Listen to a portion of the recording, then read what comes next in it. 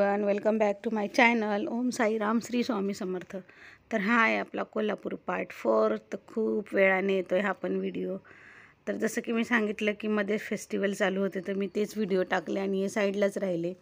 आणि त्यानंतर थोडी तब्येत गडबड होती म्हणून बनवून ठेवले होते, फक्त व्हॉइस ओव्हर करायचा होता. तर इथे आम्ही एका केंद्रात आलेलो, सुनबाईच्या घरापासून केंद्र जवळच होतं स्वामी समर्थांचं. तर तिथे ते काहीतरी कार्यक्रम होता, म्हणजे तिथले कोणी आहेत तर त्यांचा वाढदिवस असल्यामुळे तिथे खूप होम हवन चालू होतं.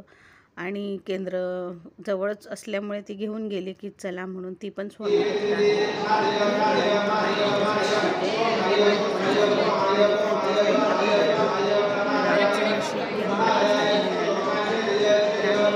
नाश्ता केलेला होता, पण आम्ही थोडं प्रसाद खाल्लं आणि तिथून आम्हाला पुन्हा फिरायला जायचं.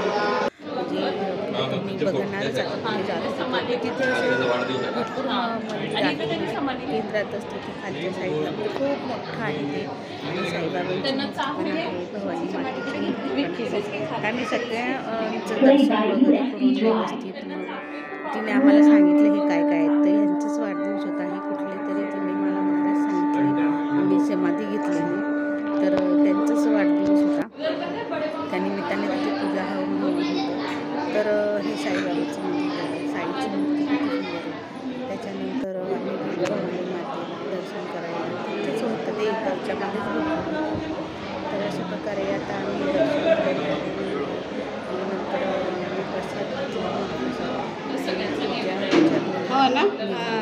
तर पाऊस तर होताच, कारण आम्ही पावसाळ्यात लास्टला असला.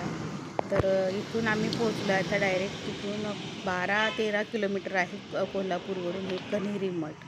तर इथे जे आहे प्राचीन काळातलं शिवमंदिर आहे.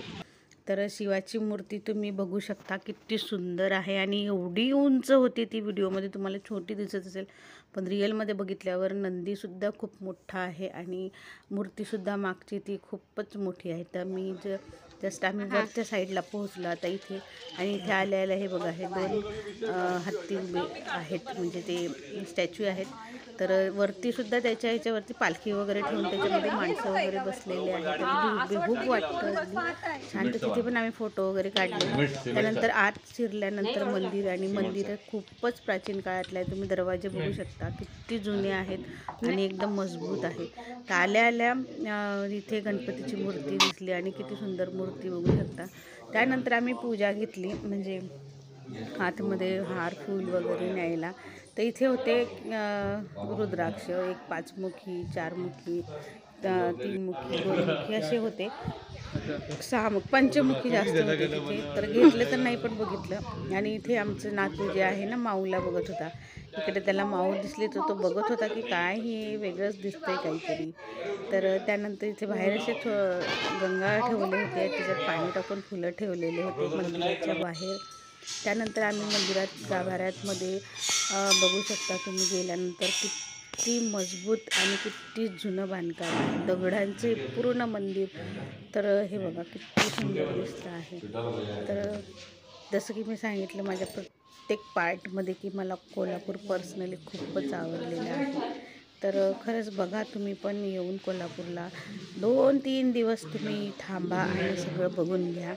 खूप छान आहे. पुन्हा पुन्हा मला तर असं वाटतं परत जावं, परत बघावं, कारण माझा बराच वेळ ना व्हिडिओ शूट करण्यामुळेच गेला, तर मला व्यवस्थित असं बघायला नाही मिळालं. आता हे आहे शिवमंदिर. तर आतमध्ये गाभाऱ्यात तर काही जाऊ देत नव्हते ते, बाहेरच्या साईडलाच दर्शन वगैरे करून फुलं वगैरे तुम्ही ठेवा, तिथे प्रसाद ठेवा आणला असेल तर तसं दर्शन वगैरे करून आता हा एकदम भव्य दिव्य नंदी किती सुंदर आहे बघा. हा पण त्याला किती सजवलेलं आहे. त्यानंतर पुन्हा इथे एक महाराज आहेत. आता मी नावं बरीचशी विसरत आलेली आहे, कारण बरेच दिवस झालेले. तर हे पण महाराज आहे, यांनीसुद्धा समाधीच घेतलेली, आणि इतकं सुंदर अगदी महलसारखं वाटत होतं तिथे गेल्यानंतर की आपण एखाद्या महलमध्ये आलेलो आहे. आणि पूर्ण व्हाईट कलरमध्येच, आणि त्याला थोडीशी गोल्डन कलरची प्रिंट केलेली त्यांनी कलरमध्ये थोडंसं. तर खूप सुंदर दिसत होतं, ते बघतच राहावं असं वाटत होतं. त्यानंतर बाहेर निघाल्यानंतर आम्ही म्हणजे सुनबाई आणि तिचे मामा जे आहे तिकीट काढायला गेलेलं. हे म्युझियम आहे.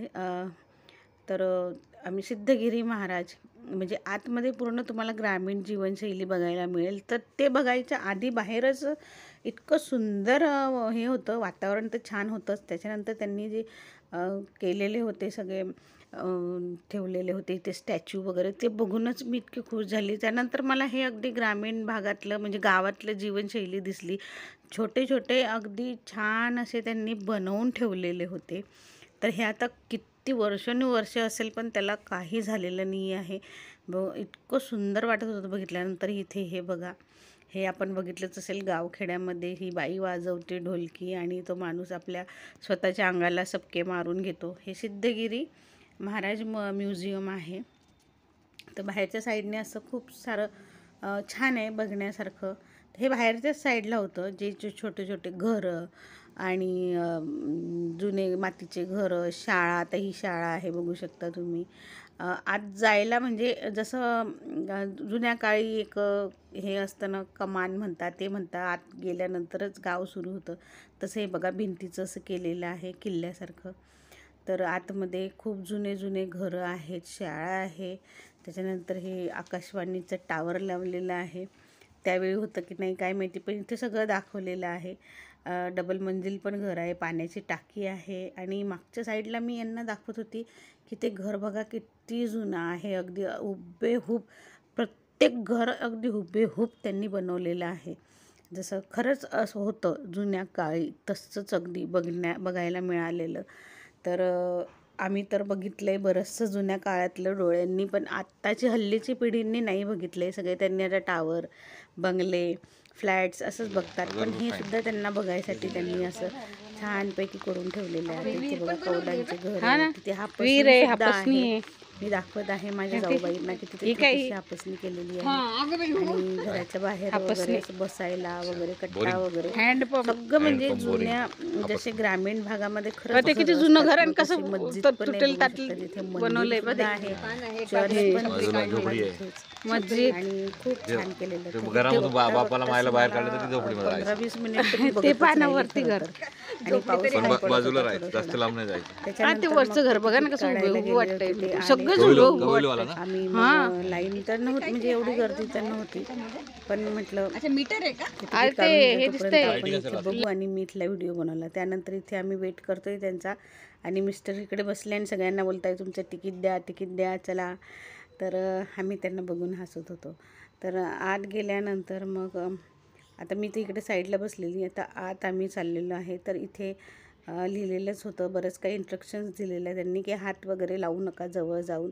त्याच्यानंतर पाऊस चालूच होता, तर थोडंसं बाहेरचं वातावरण पण थोडं अंधार अंधार होतं. आणि आतमध्ये फक्त जिथे त्यांनी हे दाखवायचे जे आहे तिथेच लाईट्स होते, बाकी तर अंधारच होता. आणि हे सगळे म्हणजे पूर्वीचे जे ऋषी मुनी होते त्यांनी विद्या कशी दिली, काय आहे, कसे होते ते ध्यानला वगैरे कसे बसायचे, ते सगळं डिटेलमध्ये म्हणजे तुमच्या मूर्त्यांमध्ये तुम्हाला सगळं असं जीवित चित्र आहे असं वाटेल तुम्हाला की खरंच असं होतं, म्हणजे आहेच खरंच. तर तेच दर्शविले आहे सगळ्यांना आत्ताच्या पिढीला दाखवण्यासाठी. ते लहान लहान पोरांना शिक्षा देतात त्याच्यासाठी. आणि आता इथे बघाच तुम्ही की शिक्षा वगैरे देताना आता हे इथे बाण मारलेलं आहे एका पक्ष्याला आणि ते ऋषीमुनी त्यांना काहीतरी श्राप देत आहे असं दाखवलेलं आहे. तर खूप बघण्यासारखं आहे खरं तर. आता तिथे लिहिलंसुद्धा होतं बरंचसं, पण काही ठिकाणी लाईट पडत होता त्या बोर्डवर लिहिलेल्या, काही ठिकाणी लाईट नव्हता, तर मी ते कॅप्चर करू नाही शकली. तर म्हटलं बघूनच तुम्हाला थोडंफार समजून येईल. आणि आता इथे यांना नृत्याचं प्रशिक्षण देत आहे, इथे अभ्यासाचं प्रशिक्षण देत आहे ऋषीमुनी. खूप म्हणजे खूपच छान वाटत होतं बघताना अगदी. तर चला आता बघूया, तुम्हाला एक एक दाखवतेच, फक्त आता सांगण्यात तर काही अर्थ नाही, तुम्ही बघूनच घ्या.